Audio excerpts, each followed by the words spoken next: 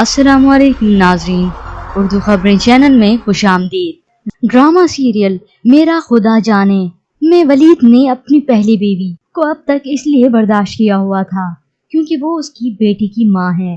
वलीद अपनी बेटी से बेहद प्यार करता और उसकी हर ख्वाहिश पूरी करता और कभी भी उसकी आंखों में आंसू ना आने देता। मेरा खुदा जाने एपिसोड 7 में आप देखेंगे वलीद जो अपनी बेटी पर जान निछावर करता था। जब उसे पता चला कि वो कभी बाप ही नहीं बन सकता, उसे न सिर्फ रूही बल्कि उस बच्ची का भी वजूद बर्दाश्त नहीं हुआ। बच्ची जब ड्राइंग बुक लेके आती है और अपने बाबा को दिखाती है, देखिए ना बाबा, लेकिन वलीद बच्ची की बुक को गुस्से से फेंक देता है और बच्ची अपने बाबा के इस रवैये से हैरान हो जाती है। और फिर बाद में वलीद अपने कमरे से बच्ची का सारा सामान रूही के कमरे में फेंकता है और उसे वार्न करता है कि आज के बाद ये बच्ची और इसका सामान मेरे इर्द गिर्द नहीं होना चाहिए। और रहा सवाल तुम्हारा भी मैं बहुत जल्द फैसला कर दूंगा तुम्हारे भाई को बुलाकर।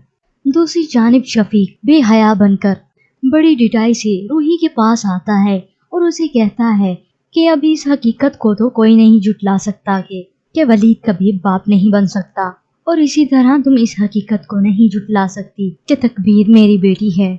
रूही उसे जवाब देती है कि अपनी इस गंदी जुबान से मेरी बेटी का नाम भी मत लेना, वो मेरी बेटी है। रूही की जबान पर ताला शफीक की बेगैरती को और भी बढ़ावा दे दिया है।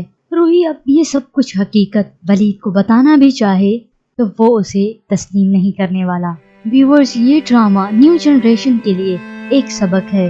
वो बहन और बेटियां जो किसी गैर महरम पर इत्माद कर लेती हैं, उन्हें भाई बनाती हैं, अपने दुख सुख बांटती हैं और इसके साथ इत्माद की पट्टी भी बांध लेती हैं, वो सब कुछ गलत होता है। आपको पता है, आप मेरे भाई जैसे।